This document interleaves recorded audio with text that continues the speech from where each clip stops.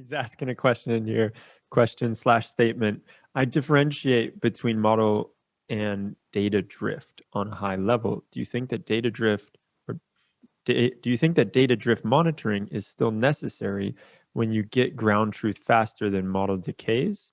Because in my opinion, data drift often is monitored just to estimate the model drift when ground truth is not available.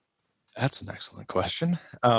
If you have almost instant feedback to a model prediction to get you a validated quality metric associated with the model,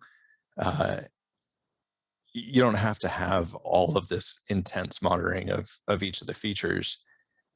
It's important to understand the shape and nature of that data just in general, because depending on the model implementation that you're using, that nature of that data, a lot of people are using tree-based algorithms. I see XGBoost everywhere these days. But if you're using some of these gradient boosted implementations, if the distribution changes on a particular feature, it's going to change the way that the entropy calculation is happening because of where the boundary separation is going to occur on continuous variables. If the actual ordinal count of when you have a cardinality change in a categorical feature within an index position that's going into a model like that, that's going to change how the split occurs and what the calculations are. So I always monitor the distributions of things. Even sometimes it's just simple. I'm monitoring the mean of each feature and the standard deviation, and then calculating the skew and saying how stable is that over time.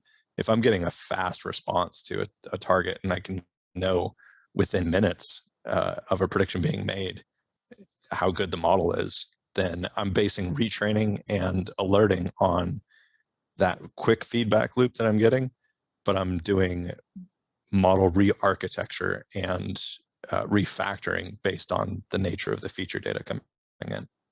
Because sometimes a retraining event is not going to fix anything. It could actually make your model way worse.